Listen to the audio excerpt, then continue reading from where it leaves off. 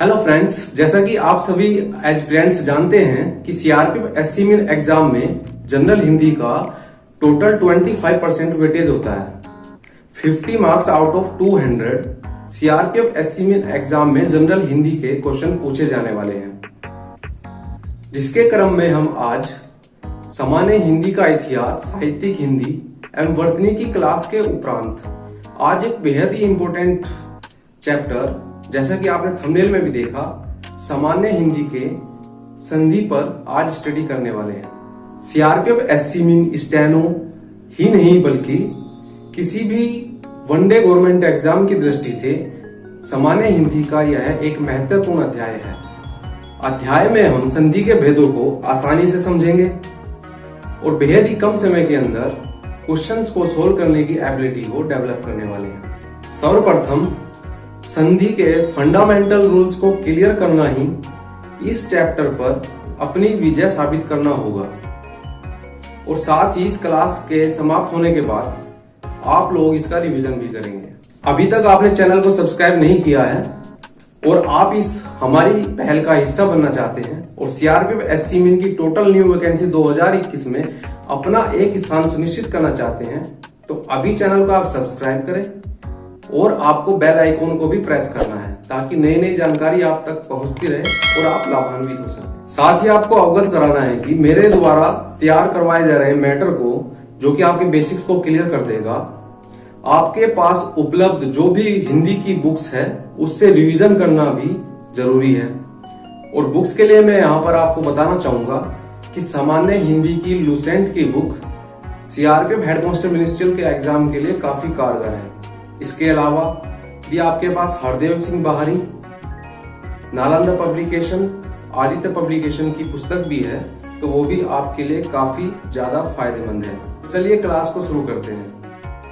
Friends, CRPF head constable ministerial के exam में संधि से 4 से 5 क्वेश्चंस आपको एग्जाम में मिल जाएंगे। तो यहाँ संधि का अर्थ होता है जोड़, जिसकी परिभाषा है दो समीपवर्ती वर्णों के मेल से जो विकार परिवर्तन उत्पन्न होता है वह संधि कहलाता है।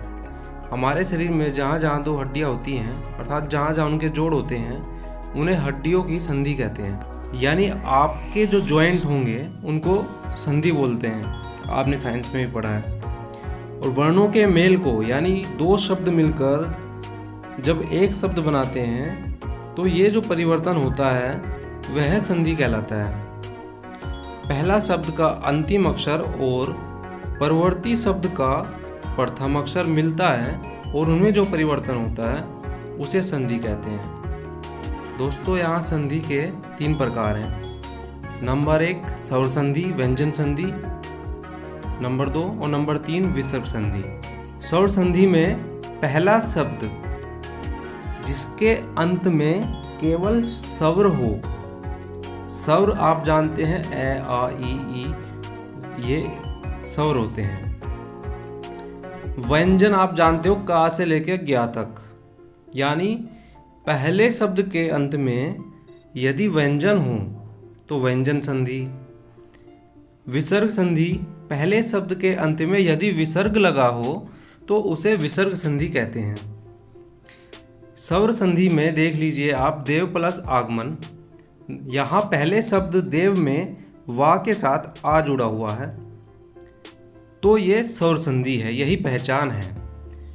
किसी भी अक्षर के साथ, जैसे वाह के अलावा कुछ भी होता तो दा होता, ता होता, था होता, तो सबके साथ आ जुड़ा होता है। और मैक्सिमम हमें स्वर संधि ही देखने को एग्जाम में मिलती है। व्यंजन संधि और विसर्ग संधि से भी क्वेश्चन आ जाते हैं, मगर हमारा फोकस मेनली स्वर संधि पर होना चाहिए।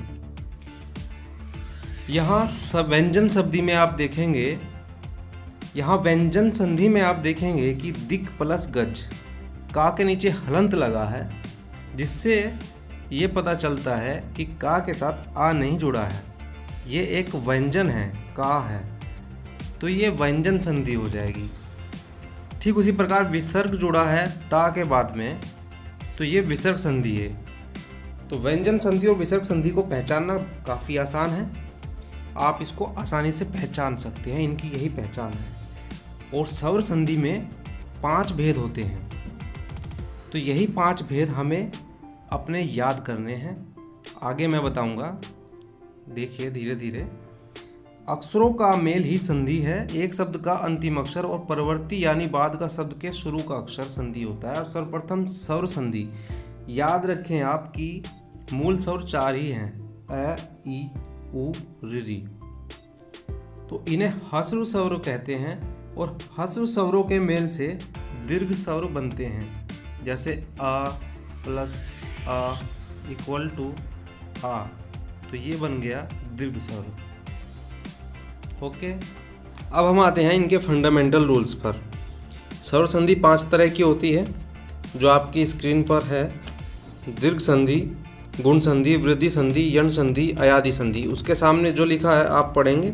दीर्घ संधि ये फंडामेंटल रूल है, आपको याद कर लेना है, स्क्रीनशॉट ले लें आप, बाद में आपके काम आएगा। दीर्घ संधि एक समान मूल ह्रस्व स्वरों का मेल। ह्रस्व स्वर अभी आपको बताया था 4 होते हैं, आ, ई, उ, ऋ। तो इनका मेल एक समान, यानी आ से आ का, ई का ई से, उ का उ से, ऋ का ऋ से, तो वो दीर्घ संधि होगा, मेल होगा। यानी पहले शब्द का अंतिम अक्षर और दूसरे शब्द का प्रथम अक्षर, उन दोनों का मेल। वहाँ पर हम देखेंगे कि यदि एक समान मूल ह्रस्व स्वर हैं तो वहाँ पे दीर्घ संधि होगी। नंबर 2 गुण संधि। ए और आ के बाद ई, उ, ऋ आ जाए, ठीक है। यानी सबसे पहले शब्द में सिर्फ ए और आ ही होगा। आप क्लियर हो जाएं कि गुण संधि में पहले शब्द में ए और आ ही होना है और दूसरे शब्द का प्रथम अक्षर इनमें से कोई एक हो सकता है, ठीक है। आपको क्लियर हो जाएगा। जैसे ही आप पहले अक्षर में देख लेंगे कि अंतिम में ए और आ जुड़ा है और दूसरे शब्द में शुरुआत में ही ई, उ, ऋ में से कोई एक जुड़ा है, तो सीधे से पता चल जाएगा कि वहाँ पर गुण संधि है। नंबर 3 पर आ जाइए, वृद्धि संधि। यहाँ पर भी पहले अक्षर के अंत में ए और आ ही जुड़ा होता है, किंतु दूसरे शब्द के प्रथम अक्षर में ए, ओ आ जाता है। तो ये पहचान है इनकी वृद्धि संधि की। क्वेश्चन इस प्रकार से भी आता है कि कौन सी संधि है, तो आपकी ये पहचान रहेगी तो आप आसानी से क्वेश्चंस को सोल्व कर पाएंगे। यण संधि। यण संधि में ए और आ नहीं होते शुरुआत में।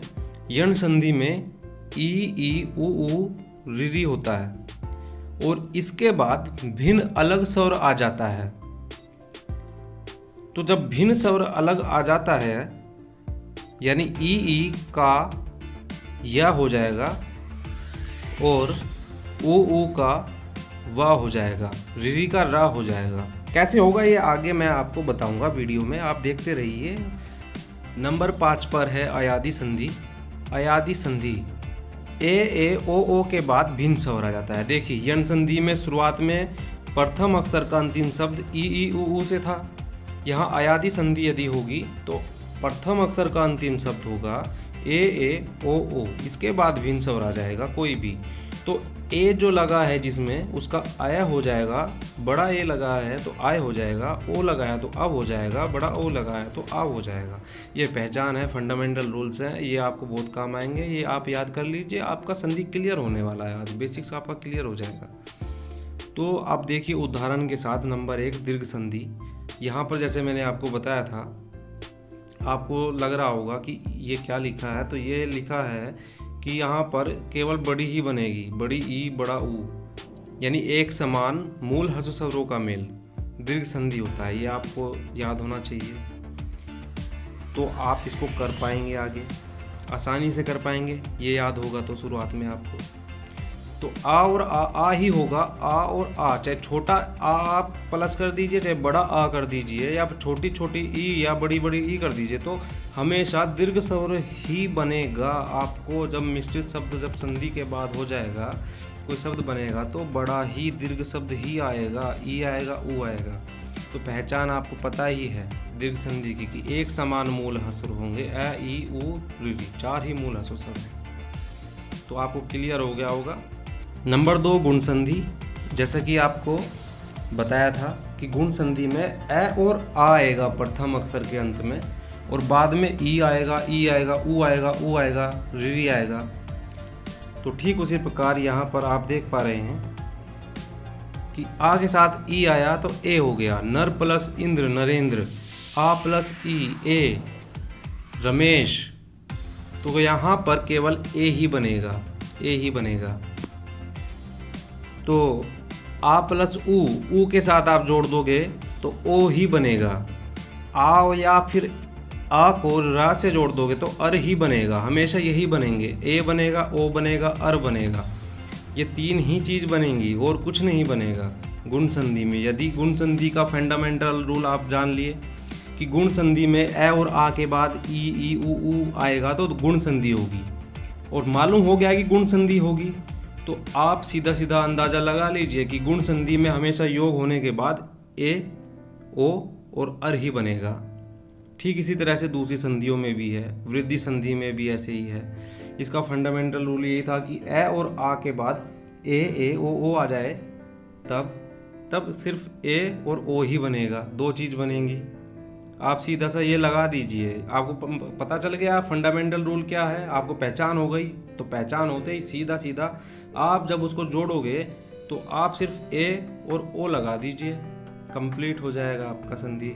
तो आप यहाँ पर संधि की पहचान भी कर पाओगे, संधि विग्रह भी कर पाओगे और संधि आप जोड़ भी पाओगे।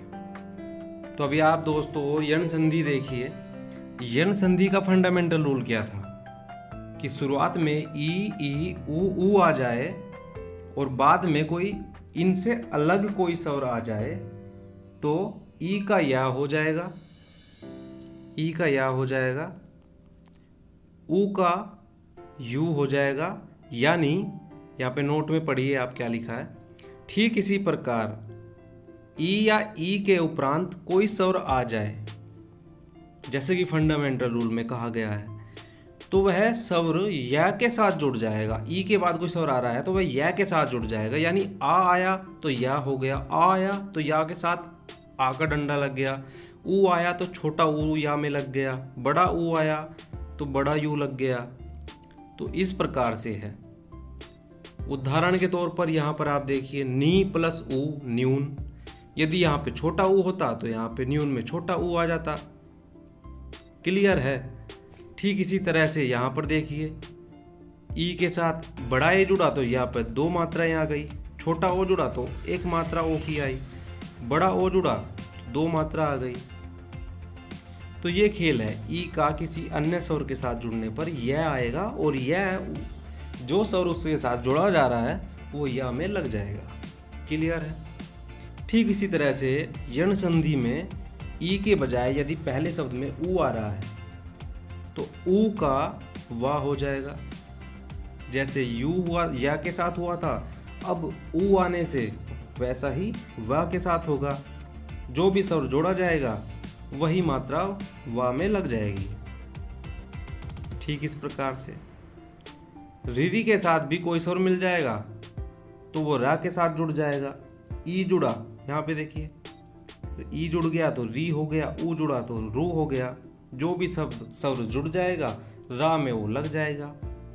तो यहाँ यण संधि में प्रथम शब्द के अंतिम अक्षर में ई, ऊ और रीरी होंगे और दूसरे शब्द के प्रथम अक्षर में कोई भी अन्य भिन्न स्वर आएगा तो वो क्रमशः या, वा और रा में परिवर्तित हो जाएंगे। इससे आपको संधि की भी पहचान हो गई और आप संधि विग्रह विच्छेद सब कुछ कर रहे हैं।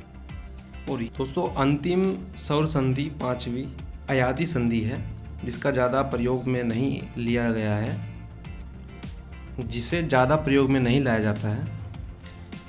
इसका फंडामेंटल रूल यही था कि ए ओ या हम शब्द का अंतिम अक्षर यदि ए या ओ हो और बाद में भिन्न स्वर हो तो ए का अय और ओ का अव हो जाता है। और इसमें भी किसी स्वर की मात्रा अय और अव में जुड़ जाती है। जैसे ए प्लस ई किया तो अय में छोटी ई लग गई या यानी आई हो गया। और यहाँ पर देखिए अव है, ओ में छोटी ई लग गई तो अवी हो गया। और बड़े औ में आव हो जाता है तो यहाँ पर आवी हो गया। बड़े आऊ में बड़ी मात्रा लग गई तो यहाँ पर बड़ी मात्रा आ गई। बड़ा आऊ में ऊ लग गया तो आवू हो गया। बड़ा आऊ है तो आव आएगा, छोटा है तो अव आएगा, यानी आ का डंडा हट जाएगा। ऐसे ही ए में है तो आए आएगा। बड़ा ए है, बड़ा ए आएगा तो आए हो जाएगा। और प्लस में कोई स्वर होगा तो इनमें जुड़ता चला जाएगा। ऊ हुआ तो ऊ हो जाएगा, बड़ा ऊ हुआ तो बड़ा ऊ हो जाएगा। सिंपल। और यदि ऐसा मिलता है कहीं पे भी संधि विग्रह में तो वो संधि अयादि संधि होगी। फ्रेंड्स, यहाँ पर स्वर संधि के fundamental rules, tricks, basics complete हुए हैं। अब इनकी आपको केवल प्रैक्टिस करनी है। याद रखना फ्रेंड्स, इस चैप्टर से आपके एग्जाम में 4 से 5 क्वेश्चंस पूछे जाने वाले हैं। और अगर अभी तक आपने चैनल सब्सक्राइब नहीं किया है तो आप चैनल को फटाक से सब्सक्राइब कर लें, बेल आइकन को प्रेस भी कर लें ताकि नई नई जानकारी आप तक पहुंचती रहे। और ज्यादा से ज्यादा शेयर करो अपने दोस्तों के साथ ताकि वो भी इसका लाभ उठा सके। वीडियो को ज्यादा लंबी नहीं करते हैं। बाकी बची हुई 2 संधियां, व्यंजन संधि और विसर्ग संधि को करेंगे हम नेक्स्ट वीडियो में कवर। बने रहो इस वीडियो के साथ और प्रैक्टिस करते रहो। Practice more and more and more because of practice is the key of the success.